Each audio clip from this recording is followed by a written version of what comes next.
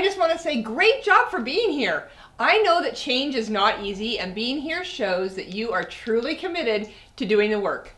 I am Lee Wilson, your high performance coach, and this is Focus Forward Business Design, where we help you find clarity in your life, the energy to sustain the mission, and the courage to step up and venture off the path to discover new things.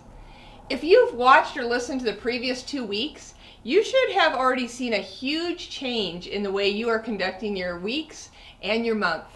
It just gets better, so go for it. Give yourself permission to grow. If you've previously listened to me, you will probably notice that I use the word consistency a lot. Consistently, actually. That's because this is the key to any success or change in habits.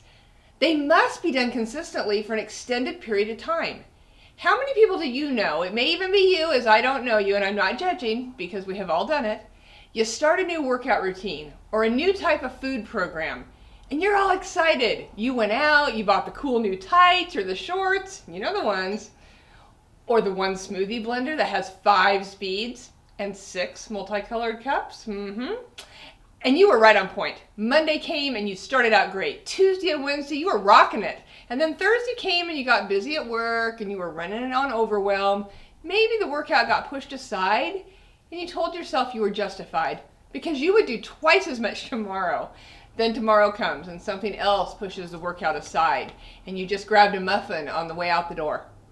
The consistency chain is broken and therefore the results are never realized at the level that we hope. The good news is that we can always try again, and we must. But the difference is we must do it with conviction. It may not be food or exercise. It can be anything that is a critical piece in your success. All right, I've gotten off track a bit, but I felt it was important to follow up and see how things are going. And have you done a self-check of where you're at? This section is called Done by One. I love this title, and I must confess that I cannot take credit for it. Again, I refer to my coach in the HPX coaching group as they introduced me to the name. I'd been practicing the concept for a while, but when I heard the Done by One, that nailed it. As hard as I tried to come up with something that was just as awesome and clever, I just couldn't do it. So I just decided that I would give credit where credit was due and move on. I love this discipline, and as I said, I have really focused on this for several years. The emphasis is, as the name implies, you get everything that is a priority that moves you towards your big goals done by 1 o'clock. Now it can be noon or 2, whatever works for you, but the name wasn't as sing-songy if it was noon or 2. So I am going to emphasize 3 things to get you moving in the direction that protects your mornings so that you can feel that every day was a success in moving you towards bigger things. Here we go. Number 1. The point is to set the boundary of time. For many of us, the afternoons can be where things tend to get a bit out of sync. And so having everything that really matters done by 1 o'clock allows the afternoon to kind of fall where it's going to. By blocking out time in your calendar, you can control what gets done in that morning time. I know that if I have worked on or completed all of my critical projects for the day by early afternoon, I can feel great about the day regardless of what gets thrown at me in the afternoon, which honestly is typically someone else's issues or agendas that they did not plan well for, and so now they consider it a crisis and hope to God that I can rescue them. If I don't have my big rocks out of the way, then it's really easy for me to feel resentment for being taken away from those things and ultimately feeling that I have not accomplished what I needed to by the end of the day, which can lead to frustration, disappointment, and a feeling of having to start tomorrow already underwater. I know I get it, and I hear you. Lee, there are so many things that interrupt me or get in the way of a nice block of time that I can work on something. I just get started and the phone rings or someone knocks on my door with an emergency. Remember, unless the building is on fire, likely it's their emergency and not yours. If we get people in the habit of understanding our schedules and respecting it, what you will find is that by the time you're available to help, they've often already solved their own problem. Score! All right, in this way, we're teaching people to think and be problem solvers rather than to run to someone for the answer. After all, this is what we want for our children when we try to educate them to be forward thinking and look at the options when presented with a challenge. Why would we expect any less from our team? Number 2, be purposeful in your actions. When deciding what must be in those morning time blocks of time, remember to go back and review what the main priorities of the day were. Pick 3. That'll be enough if they are large enough. These priorities may be large projects that require days or weeks of work, so pick pieces in each project that you can accomplish each day. Remember that these should only be the difference makers. Some examples might be your follow-up with potential or current business. Maybe you're working on a new marketing program to bring in new business or new product development. All of these would be things that in many businesses would take you a step closer to the next goal. Number 3, and this is the most important and the toughest one for most people, as it requires an extreme amount of discipline. You must eliminate distractions from your world. This is non-negotiable. We live in a world filled with so many shiny things that it's virtually impossible to not have something vying for your attention every minute of every day. When we looked at things that we could lose, leverage, or automate, we likely were able to get rid of some distractions. So that's a start. Let's look at some others. Screen time. Our culture has fallen to a horrible place of electronic dependency.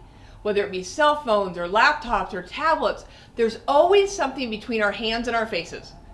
When was the last time that you went to a restaurant and did not see a table where the parties at the table were engaging with their phones way more than their companions?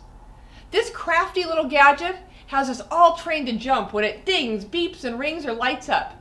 You know it's an inanimate object, right? It will still be there, and so will whatever is on the other end when the time is right to reply. I know, you're important and people need you.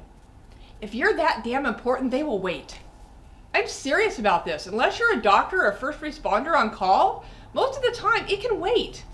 If you're ever going to succeed at a high level with your agenda, it needs to wait. Social media, this is another one that I really believe you have to set some parameters. So if it's important for you to know what your friends had for dinner, then you have to decide what piece and how much of your day you're going to allow it to eat up. Now, I don't mean to come off as flippant. Social media has been a great way for all of us to reconnect with people from our past or stay in touch with those that are far away.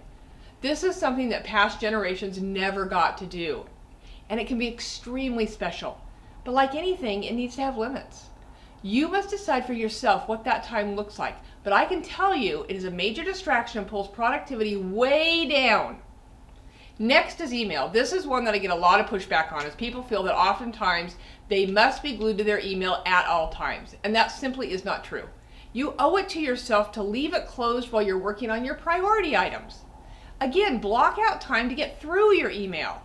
That is not to say it shouldn't be on your calendar every day or a couple times during the day, but again, it's blocked. The key is to look through your emails quickly for the items that contribute to your high priority items. Maybe you're waiting for a response from someone in order to move to the next step. These are the emails to be very aware of and that are given the time that are warranted. The rest is likely junk, or once again, someone else's agenda that can wait or be handed off. The last piece that is a major distraction, only you can determine what it's made up of, is the 80% stuff that hopefully you were able to eliminate the majority of it in last week's episode. If you still have a pile that are not tasks that get you excited or that jump the business forward, then likely they can be elsewhere. Although I do know that there are some things that will always seem to reappear on your plate, no matter how many times you try to hand them off. If this is the case, you just may have to accept that you are the best one for the job and delegate time for it, or find the person or system that it's a better fit for. By reducing or eliminating these distractions, you're going to find that done by one is not just a hope and prayer, it's a reality every single day. I hope that this has given you a clear picture of what you can do to control your day, your actions, and your time, so that you're done by one each day and you can use that extra time to experience new adventure, build new dreams, or just hang out on the beach. Please hit the like below and share this with 3 forward-thinking people in your circle. They will thank you as they grow both professionally and personally. I will see you soon, and remember, it is always your choice to focus forward. Let's be revolutionary. Yeah, we could be so much more.